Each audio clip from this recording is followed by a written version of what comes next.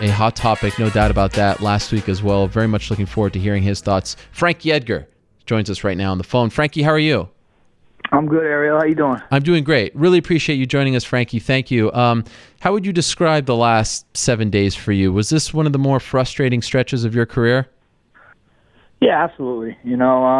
Just a situation that came about last week where, RDA got hurt, and I missed that opportunity because I'm banged up myself. I was upset originally, just the way kind of things went down, at least the way the news was shared. But I have since calmed down. Have you calmed down? Listen, I'm not going to sit there and dwell on everything. It's kind of, it is what it is, man. I'm hurt, and that's pretty much the bottom line. I couldn't take the fight. It's unfortunate. It seems like I can't catch a break a little bit, but it's the way it goes, and I just got to keep doing what I got to do. Can you tell us about the injury? What exactly is injury, and when did you suffer it? I think about 4 weeks ago. Okay. Now, I tore my adductor tendon, my groin, and Wow. a couple muscles. It was. I've been having some issues with that area for a while. I had actually 2 epidurals for it. But that was just from kind of like overuse and just the inflammation in the area. And this time something finally, I actually tore it. It popped. I heard it. So I've been nursing that. What were you doing? What were you doing when Just rolling. Oh wow. Just rolling jiu-jitsu. Yeah, I was elevating someone on my butt, elevating someone, and it snapped. I heard that a groin injury of any kind, in particular a torn groin, is incredibly painful. What was this like? How does this feel? Yeah, the first week I was having a hard time sitting on the toilet. Wow. But it got better, and I like to stay doing something. I have to stay doing something because I'll go crazy, and I'm just doing what I can. Obviously I can't roll, I can't wrestle, I can't spar. I can hit mitts a little bit, and I've been lifting weights. Just doing what I could do to keeps in somewhat shape. Be honest, I'm kind of surprised on how long it's just keeping me out. Most of my injuries in the past have been like overuse injuries where bulged disc and nerve pain. This was actually something that actually happened where it popped. So I thought I'd be more ahead of where I am now, but because again, I don't like to be stagnant too long. So I thought I'd be back training a little more than I am, but it's the way it goes. So when you injured your groin, did the thought ever cross your mind like, shit, Conor's fighting soon, RDA's fighting soon? You always kind of want to be ready, especially when the guy that you're in the vicinity of is fighting. Did you think at all like this? I'm in the off season here. I don't have a fight scheduled, but it's always good to be healthy. Did that thought cross your mind at all when you injured yourself? It didn't. It was up at 55. It was. I just thought RDA was gonna. He's been looking great lately. Yeah. Obviously we share the same manager, and from what I understood, everything was going great, and I wasn't really banking on me even getting a call. That's kind of what pissed me off too. Is like I don't know how I'm sitting here, recovering from an injury, and people are looking down at me because I didn't take a fight on 10 days' notice at a weight class I'm not even in for, not even a title. That's kind of what got under my skin. And to be clear, if you were healthy, maybe not in the best shape of all time, they called you to fight at 155 on, I don't know, 11 days notice. Would you have taken the fight? I would have. I was even enticing the idea of taking it now, but luckily I didn't, man. I'm in no shape to be fighting, or training, to be honest. But if I was healthy and even half-ass training, for sure I would have taken that fight. Okay, so you get the call when? Monday, or when were you offered the fight? I believe it was a Tuesday. Okay. It was Tuesday night. Who calls you? Does your manager Ali call you, or Dana White himself? Ali called me. He said it was within text that they said, would Frankie take the fight at 55? Okay. And how is that gut-wrenching? Yeah, I was upset, man. I was. I just I've been waiting for this opportunity. Here it comes, and I just can't take it. Like I said, it's been an uphill battle with this whole situation, trying to get this opportunity. And really, more importantly, I want to fight for the title. I do, but to get the chance to fight Conor is second best. And for a few reasons. Like and what? I think beating it. Well, number one, I think I beat him. Right. 100% think I can beat him. Obviously, it comes with a lot of fans watching, maybe some more money, and I think a win over him at 55 would have definitely gave me the title shot at 45. Yeah. Did you even go for a run or anything like that, or did was it a no-brainer? Yeah, it was a no-brainer. I haven't done anything, of substance for 3 to 4 weeks at that time. So it was just tough. I mean, I just knew I wouldn't be able to do it. So at that point, when you tell your manager that you can't do it, do you ever talk to the UFC? Does anyone from the UFC reach out to you, or do you get the impression that they just moved on to the next guy? Yeah, I think they moved on to the next guy. I don't know the facts 100%, but from what I understand is they reached out to Nate, I believe, first. You know? And then he wanted some more money or whatnot. Again, I don't know if I'm 100% correct on these facts, but yeah. So they eventually got back to Nate. So you obviously, you're obviously disappointed at that point, and there's some frustration. But it seemed like maybe things changed after you read a Dana White interview, I think with Yahoo Sports, where he's kind of saying like, look, you finally got the opportunity, and now you say no to it. Is that what bothered you? It did bother me. I felt slighted a bit. I got a good relationship with Dana, and he knows I'm game. I mean, don't forget in July they called upon me, and I said yes, and still wasn't given to me.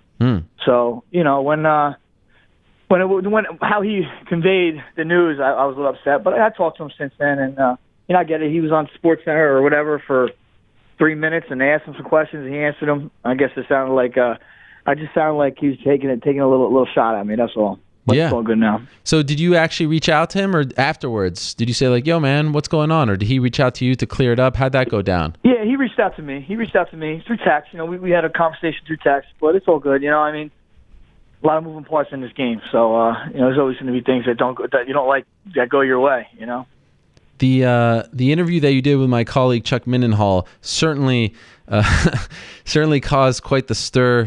One of the things that you said was the C in UFC stands for Conor. Even Conor responded to that, saying that, yeah, you're right, the C does stand for Conor. Do you feel like he gets preferential treatment? I mean, he does, but how can you say it's not just? I mean, he brings in the numbers, and he performs. So I'm not one to sit here and complain that he's getting better treatment than I am. I mean, he's kind of earned it, I guess you could say. I feel I've earned it too in a different way. Through years of work and years of just doing the right thing for these guys. In that interview, I could almost, because I remember when you were on the show in January, you were fired up then because it seemed like you weren't getting it after you were told that you were getting it. And while reading those quotes, I was like, wow, I have never heard Frankie like this before. And of course, I couldn't hear your voice. I couldn't hear the way it was, coming across. But would you say that was probably the most pissed off that you've ever been in any interview or any point in your career? Because like if I closed my eyes or didn't read the headline and you just told me, oh, this is, a guy talking about a fight, you would never guess that it's Frankie Edgar. It just doesn't sound like you. Yeah, I definitely was the most pissed off, at least in an interview. And, I mean, look, this is the way this sport's going. You got to talk. You got to speak up for what you want, and you got to get people interested in the cause you're fighting for. And that's what I'm trying to do, man. I'm just following the lead of these guys that are doing it before me, I guess you could say. I tried doing it the old-fashioned way and just earning it and working hard, but there's more to it nowadays. And I'm trying to do my best in getting my spot in whichever way I got to do it. By doing that, by getting it out there, did you feel some sense of relief? Did you feel like, okay, I accomplished what I did? Or did that bring, because I know like for that day, everyone was talking about you in that interview. So I can't imagine what it was like on your social media, people reaching out. Like, did you feel like you accomplished your goal? Like, are you happy you finally spoke out? Or in hindsight, did it just bring upon, more heartache? No, I'm happy. I mean, listen, it's a squeaky wheel gets the oil. Yeah. And again, people are talking about me, whether they're talking good or bad about me. Yep. But I've definitely been steering clear from social media as much as I can. That is probably for the best. Yeah, there's a lot of Conor fans out there. I'll say that. So this is the interesting thing. He's now fighting at 170, and everyone kind of felt for a long time like, all right, he's going to fight this fight at 155.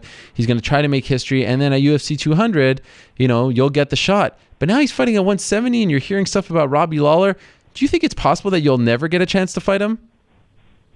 I think it is possible that I at least won't fight him next. I don't know, man. I think Nate can go in there and spoil this party, and then he's got to come back down to 45. I think that's the best case scenario. But I mean, again, Nate's coming in on short notice himself, so it's no easy task for him to come in there and throw on Conor right now. What kind of shot do you give Nate? I give him a shot. I give him a real shot. I mean, he's pressure and volume is tough to deal with anybody. And Conor's biggest thing is range and length, and he doesn't have it in this fight. So southpaw against southpaw, I think, a lot can happen here. And as long as Nate can take a shot, which, he's known to have a good chin, he's in this fight. So you met with the UFC recently, right? I saw a picture of you guys. I think, was Lorenzo and Dana there, or just Lorenzo? Lorenzo and Dana were there. This was, probably a couple months ago now. Was it a couple months ago? Okay, but it was after everything happened, right? It was after that it seemed like you weren't going to fight him next, after your fight against Mendez. What was said in that meeting? Like, what was promised to you there? Nothing. Nothing really. He just kind of went in the same way. I left the same way I went in. Not really much. I think it's pretty much, at least at that point, before we talked about Conor going up, at that point it was, he's going to fight at 55, like you said, come down to 45. It's between me and Aldo who gets him. That's kind of what we left that meeting at. So did you ever say, when I beat Mendez, I was told I was getting a title shot. Why is it between me and Aldo? Yeah, of course I said that. I said, he told me I get whatever I want. Right. What I want. I even joked, said, that was on TV. I could hold you to that. Yeah, so what was the response? Yeah, they're saying, well, hey, we didn't expect Aldo's, was on the top for 10 years, lost 10 years, and a lot of people are saying he deserves it. So they're, I can sit there. I feel like I'm pissing in the wind. You know what I'm saying? There's only so much I can say. Right. At this point, what means more to you, fighting for the belt or fighting against Conor McGregor? Fighting for the belt. Really? Interesting. That belt's going to stay with you forever. Be a 2-division champion. If it's not, be the first to do it before Conor does it, But, ideally the best scenario would be fight Conor at 45 for the belt. That would be the best. Are you still hoping to fight in July? Would you be able to fight in July given the injury? I think so. I should be able to, yeah. What kind of, you don't need surgery though, right? No, it was talked about, but we kind of went the route on let it heal. So we'll see. I'm going to probably go back to see the doctor when I get back from Vegas on this trip and see where we're at and take it from there. So this is interesting. You're going to be working this weekend. You're doing the Fox coverage, right? You're working as an analyst. Yes, I'll be working the desk for Fox this weekend. This is like old school Fox fight game with Mike Straka, Frankie Edgar. Yeah, man, I'm bringing it back. Is it going to be hard for you to keep your emotions in check and be unbiased because you're still obviously a little fired up over all of this? For sure. Hey, that's what they want though, right? They want realness. Yes. They want some. They keep telling me come there with some energy. Yes. We'll see. I'm just gonna let it fly. I'm gonna try to be the best analyst I could be, but there's a storyline here too. Yes. Are you kind of annoyed? Like, is it hard for you? Would you rather work a different fight so that you're not as emotionally invested, or do you think this is for the best? I think this is for the best, man. Anytime I can put my name with Conor's name and with the belt and all that stuff, yeah, the better. This is a numbers game, and the more I get seen, the more people talking about me, as whether I'm an analyst or an opponent or something. It's just good. So give us a little preview. How does Nate Diaz win this fight? Put your analyst hat on. Nate Diaz. I think he's got to win his fight the way he always does, just pressure. He's got to put pressure on Conor. And he's got to take the kicks away as much as possible. Conor's definitely crafty. He's has many different kicks. So he's got to put the pressure, get close enough to negate the kicks, and just, be himself. Be like water, as they say. Be like water. Okay, would you be okay with an Aldo rematch? Is that because I feel like that's something you've been wanting before this whole Conor thing happened? Like, has that crossed your mind, and is that a nice consolation prize for you? Yeah, for sure. Aldo's still probably, Conor only fought at featherweight a couple times, so I know he did dismantle Aldo pretty quickly. But Aldo's the best featherweight there's been. So to get another shot at him, losing that close fight against him would definitely be a great consolation. If Conor fights at 170 in the summertime, would you like to see him relinquish that title? Do you feel like, all right, now you're fighting 2 weight classes above, and do you think that's even going to happen, given the fact that you've called it the ultimate fighting Conor? Yeah, I do think they have to let that go. I'd imagine. You can't just hold this weight class up hostage like that for that long. And the rumors are he probably can't make 45 again. The guy cut a boatload to be the biggest guy in there. Yeah. And now if he can't make the weight, it's not his problem. He's too big. Just let it go. And maybe we'll meet at 55 down the road. Who knows? Will the belt still mean, the same thing for you if you're fighting a belt that was just relinquished by a guy, like you can't beat the current champion? Does that change the way you view the belt? It does a little bit, If I go down and get that belt, I'll try to, of course, Conor to come back down. But, or hey, maybe fight him at 55 if he has the belt there. Who knows? What do you think happens first? Frankie Edgar fights for the 45 belt or the 35 belt? 45. 45 first. Why'd you laugh, though? Because this is like a big, I don't know, it's a big guessing game. There's so many ifs going on. And it's good that I have options. I do have options. But, I just think I'm knocking on that 45-pound door for a long time. And, I don't want to just run to 35 when I'm so close right now. Yeah. But your coach, Mark Henry, told us recently that's definitely in play here. That's something that you'd like to accomplish sooner rather than later, right? All three? I mean, yeah, I think I'm in a unique position where it's even obtainable. I don't think a lot of guys can even do that just by, from cutting weight and whatnot and competition-wise. But, I did it at 55. I'm so close to 45, so... let's get this one out of the way, and then we'll see what the future holds. But I can make 35. Okay, so to wrap this up, to put a bow on this, Frankie Edgar currently still annoyed, getting over it, needs to clear the air with the UFC. How do you feel about how this all went down last week? Currently. Yeah, I'm over it, man. I'm not one to dwell on anything. It's a business. You can't take it home with you, I guess, and I'm not trying to do that. So I stay off this damn social media. I don't want these people affecting my mood, Just let Ali do it. Yeah, even better. Half the people think he's still doing it anyway. I know. Is that annoying? No, I think it's funny. People are like, "Hey, Ali," I think it's just comical. Well, I learned my lesson.